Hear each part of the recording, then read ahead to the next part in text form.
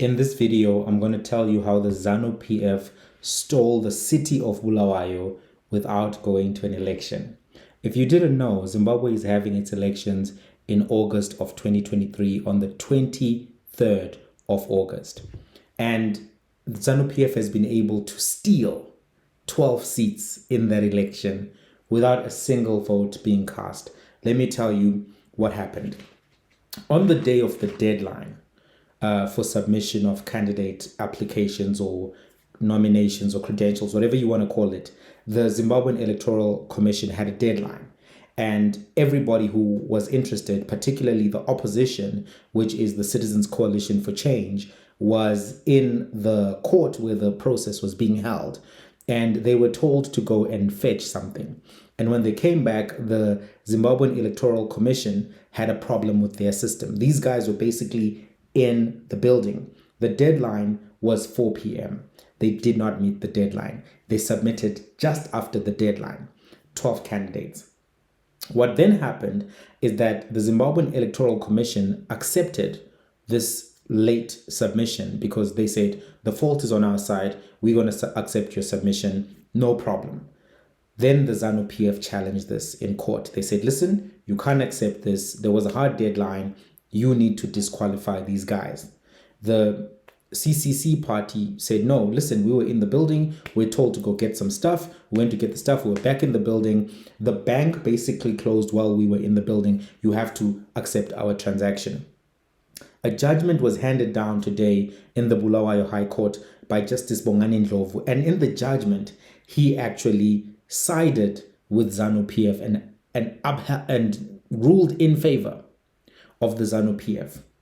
Ruled in favor of the Zanu PF. What does this mean? It means that for the first time since 1999, Zanu PF is going to be the ruling party in the city of Bulawayo. The city of Bulawayo is the second largest city in Zimbabwe and has never been in the hands of Zanu PF. It is a stronghold for opposition. In fact, opposition strongholds are generally all of the major cities, and Bulawayo has never transferred into the hands of the ruling party. But now the ruling party has been able to take 12 seats, no election.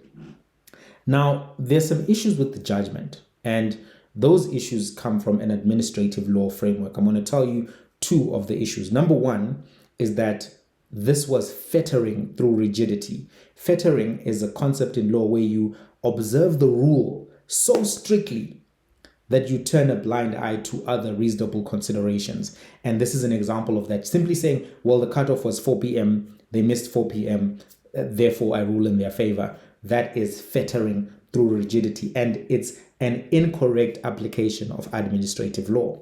Secondly, even if they were late, even if they were 1 hour, 2 hours late, there is a public interest and an interest of justice that supersedes that lateness, which is often why you will find that late applications to courts can be accepted, late filing of papers can be accepted if it is deemed by courts to be in the public interest or in the interest of justice to do that.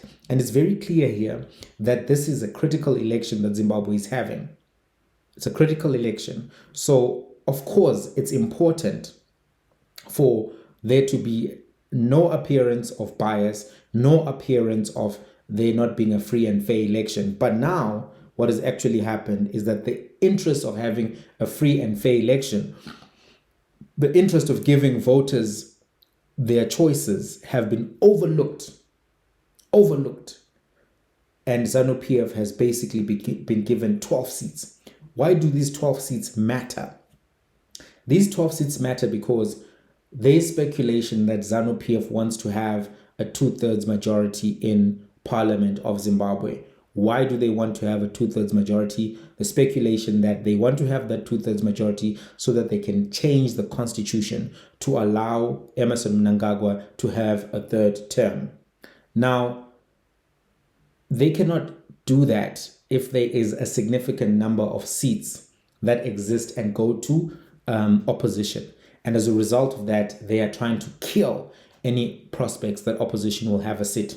Another thing that has happened is that one of the leading candidates who's been going against Emerson Mnangagwa, who is Xavier Kasukuwere, who is a former member of the Zanu PF party and was a minister under Mugabe, has been barred from participating in this election. He's appealing, but based on this judgment here, I don't think that his prospects are going to be that high. It's also interesting to note that the judge who read the judgment or delivered the judgment, Justice Bongani Ndlovu, is not the judge who was actually hearing the matter. They say that the judge who was hearing the matter fell sick. He couldn't come and deliver his own judgment.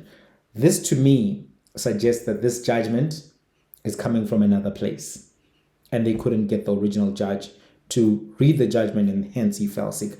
This looks like political interference. This looks like the kind of stuff that dictators do. Emerson Mnangagwa and Zanu PF have been accused of being a dictatorship, and I think this kind of a thing is very concerning. There's also been, just to conclude, something that has been called delimitation by the Zimbabwean Electoral Commission. And through the process of delimitation, they have reduced constituencies. They have pushed some constituencies from their urban voting polling centers to rural polling centers. So let's say you're living in a city, now you have to go to a rural area to vote. And they've also changed some people's polling stations. And all of this, people have said that it's because they want to frustrate voters who otherwise would have voted for the CCC. So fundamentally, that is how, in this election, Zanu PF has stolen 12 seats from the second largest city without a single vote being cast in the 2023 election. This video is very important, and I'm going to ask you to share, to comment, to engage so that it can have wider reach. Let's help that algorithm penetrate. Because otherwise people don't get to hear these kinds of stories. And if you got this far in the video, that means you enjoyed it, you appreciate what I'm trying to do. So let's try to spread that knowledge as far as possible. Thanks for watching.